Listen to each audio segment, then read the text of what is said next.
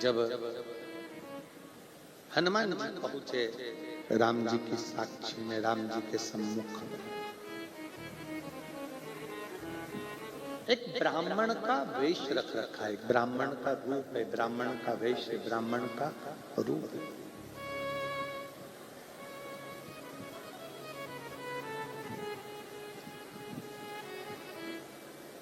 सामने राम जी खड़े हैं। हनुमान जी ने ब्राह्मण का वेश बनाकर हाथ जोड़े हैं राम जी की।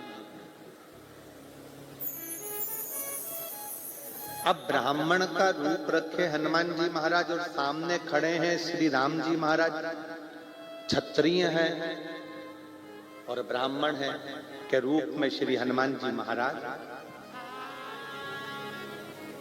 हाथ जोड़े। तो दुनिया के लोगों को लगा कि ब्राह्मण सामने खड़े हुए क्षत्रिय का हाथ जोड़ रहा है, पर समझने वाला समझ नहीं पाया हनुमान जी ब्राह्मण का रूप रखकर सामने खड़े हुए राघव जी के नहीं, हनुमान जी भीतर बैठे हुए राम के हाथ जोड़कर सामने खड़े राम से भीतर बैठे राम को मिला रहे हैं।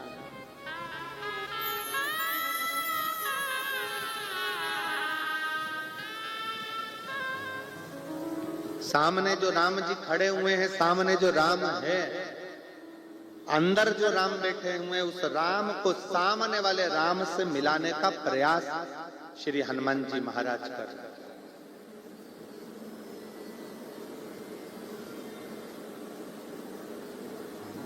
सामने वाले राम से भीतर बैठे राम को मिलाने का प्रयास श्री हनुमान जी महाराज कर रहे हैं। आप और हम शिव जी के मंदिर में क्यों जाते हैं? किस लिए जाते हैं? शिव महापुराण की कथा कहती है कि हमारी श्वासों में 21,600 श्वास में शिव समाया हुआ है। इस शरीर के अंदर, चलते हुए शरीर के अंदर जितनी श्वास है, मेरा शिव उस श्वास में समाया हुआ है। जब हम शंकर भगवान को एक लोटा जल चढ़ाने के लिए शिवालय में जाते हैं, शंकर की साक्षी जब हमारे सम्मुख में होती है, उस समय पर हमारे शिव और सामने के शिव का मिलन होता है, जिसके कारण हमारा कार्य सफल हो जाता है।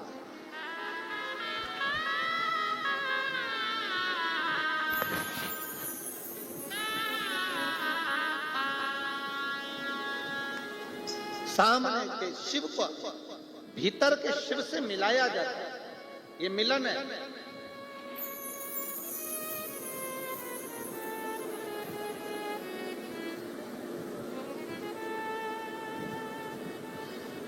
इसको मिलनता कहा जाता है। हमारे भारतीय सभ्यता में हाथ मिलाने की परिभाषा है ही नहीं।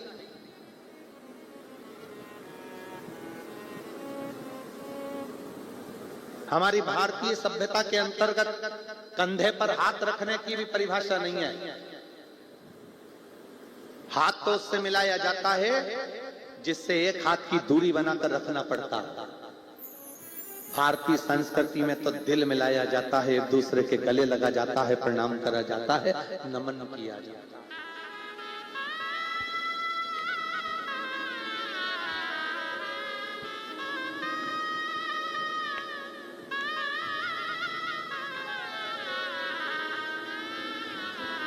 भारतीय संस्कृति में तो हृदय मिलाया जाता है। भारतीय संस्कृति में हृदय का मिलाप होना चाहिए,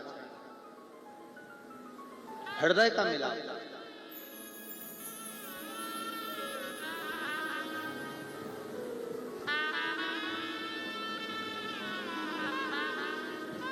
आप सबके स्मरण में होगा कि शिवजी पे जो बेलपत्र चढ़ाई जाती है, उस बेलपत्र को अगर हम लाते भी हैं तो पहले अपने मस्तक से लगा ले, अपने से।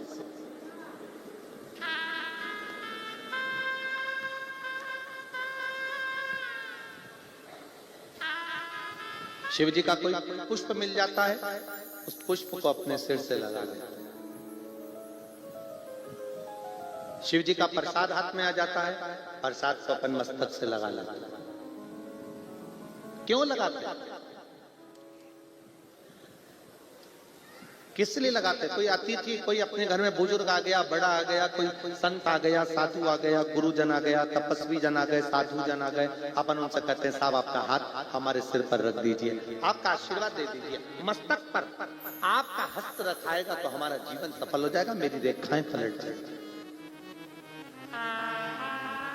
मेरा भाग्य सवर जाएगा।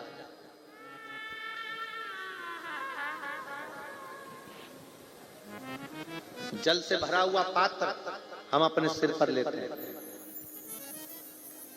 आम के पत्तों से, आम के झूमर से बंधा हुआ कलश हम अपने सिर पर लेते हैं, जल से भरा हुआ श्रीफल हम हमारे मस्तक पर लेते हैं। हम कोई भी सामग्री ऐसी नहीं लेते जिससे हमारे जीवन को निष्फलता मिले, हमें सफलता मिले।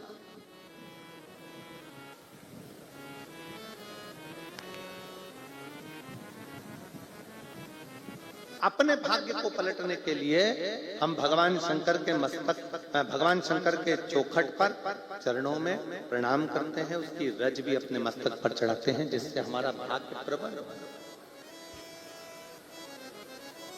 एक वो अगर आपने कभी स्मरण किया हो,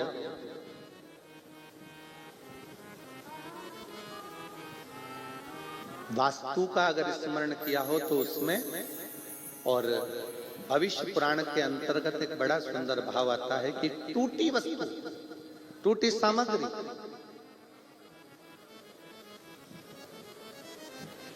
अपन प्रयोग में नहीं लेते। यहां तक कि शास्त्र कहता है कि सुबह सुबह स्नान करा, स्नान कर कर पूजन करने के लिए जा रहे हो, स्नान कर कर पाठ करने के लिए जा रहे हो, स्नान कर कर दर्शन करने के लिए जा रहे हो, स्नान कर कर भगवान का भजन करने के लिए जा रहे हो, स्नान कर कर तैयार होकर किसी अच्छे कार्य के लिए जा रहे हो। यहां तक कहा जाता है कि आपको क्या बोलते हो, यहाँ महाराष्ट्र में, हमारे यहाँ तो ये बाल को जो ऊंचते हैं उसको कंगा कहते हैं।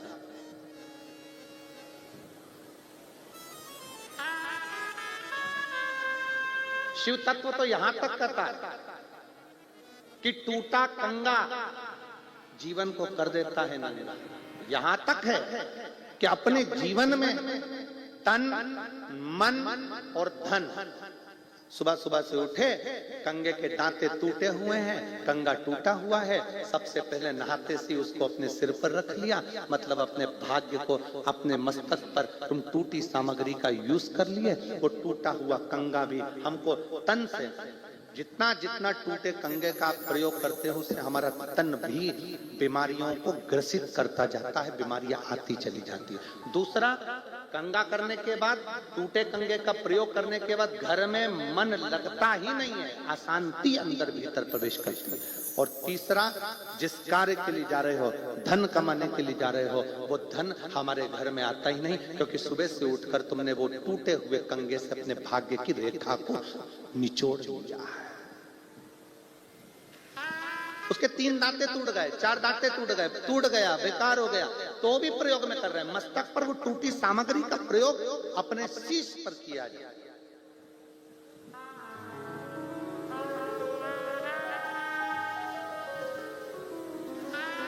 केवल